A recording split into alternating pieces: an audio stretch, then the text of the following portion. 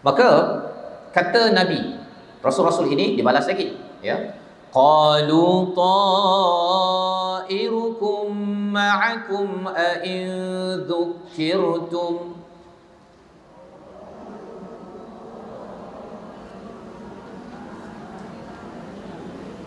Ulang sekali lagi. Qalu ta'irukum ma'akum a in dhukkirtum.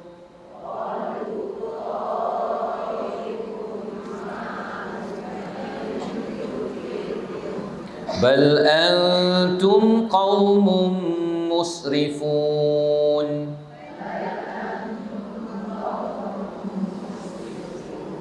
Baik. Rasul-Rasul itu membalas, ta'irukum ma'akum, ya. Nahas dan malang kamu itu adalah disebabkan kekufuran yang ada pada kamu. Yang kita belajar daripada sini, setiap kali seseorang itu kufur, tuan-tuan, setiap sekali seseorang itu tidak bersyukur kepada Allah, ia menjemput malang ataupun masalah dalam kehidupan. Ini kita dah adalah dalam surah Ibrahim. Allah cakap, wala in syakartum la azidannakum wala in kafartum inna azabi lasyadid. Jika kamu kufur, Allah ada azab yang pedih. Tapi kalau bersyukur, Allah akan tambah. Itu formula penting dalam hidup kita. Bila kita menghadapi ujian hidup kita, sakit ke, kita masalah keuangan, keluarga dan sebagainya, ada paling kurang 3 respon cara kita nak respon. Ada orang yang responnya kufur, itu yang tak bagus, macam mereka ni lah, ya. Mereka kufur kepada Nabi yang membawa risalah teguran tersebut. Ada orang yang menghadapi ujian, dia menghadapi dengan cara nombor 2, sabar. Tetapi ada yang level 3, iaitu dengan cara syukur. Dia bersyukur. Bila dia sakit tu, dia bersyukur. Tuan-tuan pernah tak? Bila sakit, tuan-tuan bersabar ke bersyukur? Ke kufur? Kan?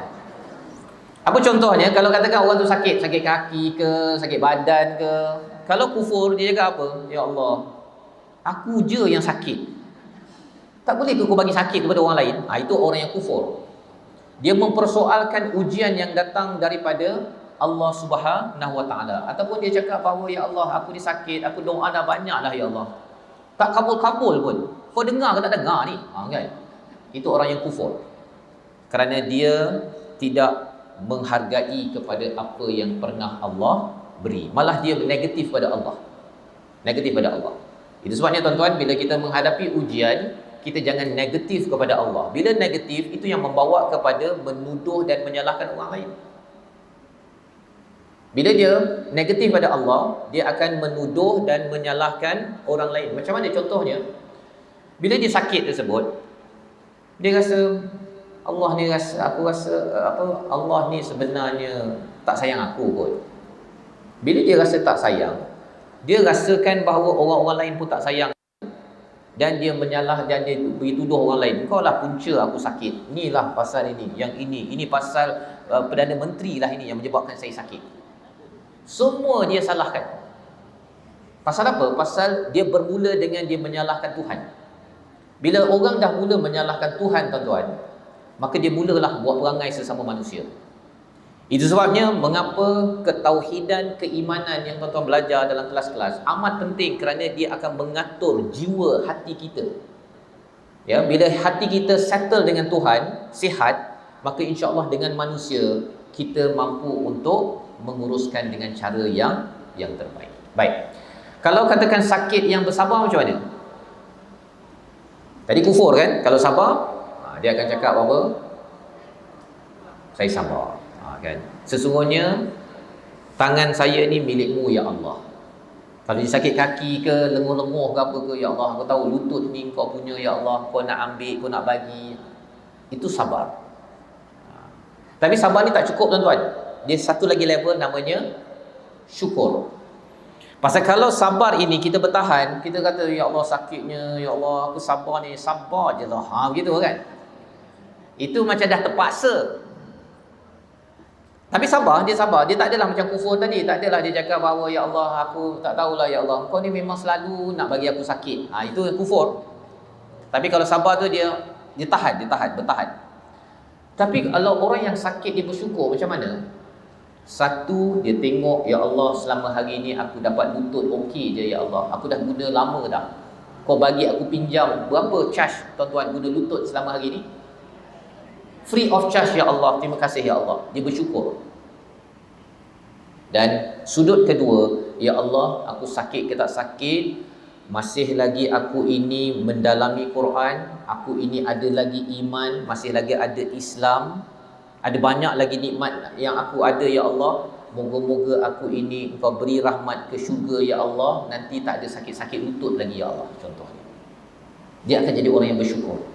Dia tak fokus kepada yang sakit tersebut, dia fokus kepada masa sebelum sakit dan juga apa-apa lain yang dia dah dapat selain daripada apa yang dia sakit tersebut. Itu yang menyebabkan orang itu dapat bersyukur. Itu satu contoh kalau sakit. Belum lagi duit tak ada ke, ada masalah keluarga ke, masalah dalam kehidupan.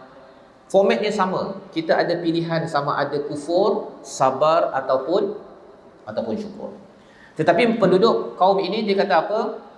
Bila mereka cakap begitu, Rasul cakap, ta'irukum ma'akum in dzukirtum. Patutkah kerana kamu diberi peringatan dan nasihat pengajaran, maka kamu menyebabkan ingin merejam kepada Rasul tersebut? Sebenarnya kamu yang melampau batas.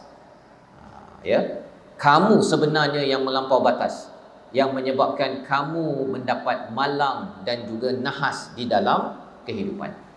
Jadi pelajaran daripada ayat ini tuan-tuan, kalau kita lihat pada muka surat yang ke-96, antara isu yang berlaku dalam individu ialah suka menyalahkan orang lain apabila diuji atau gagal.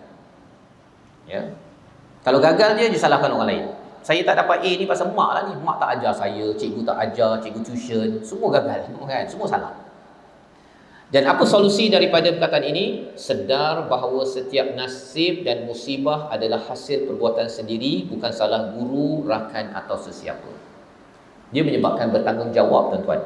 Orang yang beriman, yang hatinya sejahtera, hatinya sihat, dia kurang, dia mengaku. Macam Nabi Adam, macam Hawa, dengan doa Rabbana zalamna anfusana, wahai Tuhan, kami menzalimi diri kami. Bila kita baca doa tersebut tuan-tuan, kita sebagai ibu mengaku, ya Allah, aku ini ada buat silap ya Allah. Aku ni ada buat silap. Bila kita mengaku tuan-tuan, penting. Pasal apa? Kalau orang lain tegur kita buat silap, apa jadi biasanya? Kita marah. Kan? Cuba suami tegur, awak ni sebenarnya isteri solehah ke tak? Gitu kan. Balik daripada Masjid Ibn Abbas dan macam tu. Dah lah penat. Contohnya kan. Tanya macam tu lagi.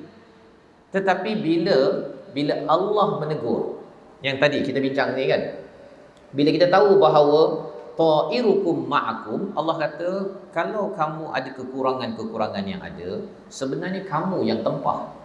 Oh, okey, maksudnya saya ni ada kekurangan, saya kena minta ampun ya Allah, tolonglah bantu saya untuk baiki lagi. Maka Quran menegur sebelum suami isteri menegur tuan-tuan, yang kita bincang awal tadi. Dan kalau mereka tegur pun sebenarnya Allah dah tegur awal-awal.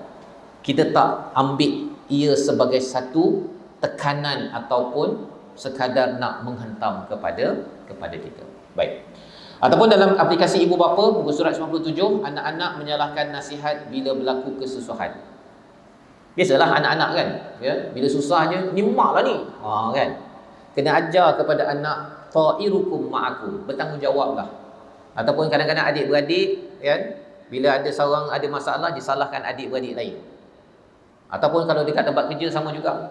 Bila tak ada profit, bila tak untung, yang bos salahkan staff, staff salahkan bos. Sebenarnya dua-dua kena bertanggungjawab.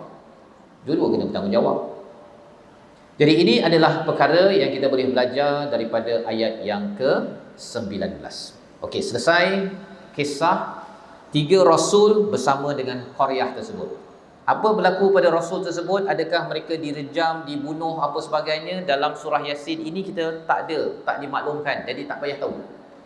Dalam tafsir adalah sambungan ceritanya, tapi dalam Quran ini kita berhenti sampai situ saja. Allah nak beri pelajaran apa? Guna pelbagai strategi untuk berdakwah, dan ketika orang menuduh, kita jawab balik dengan cara yang rahmah, dan jangan kaitkan kekurangan kita untuk disalahkan kepada orang lain.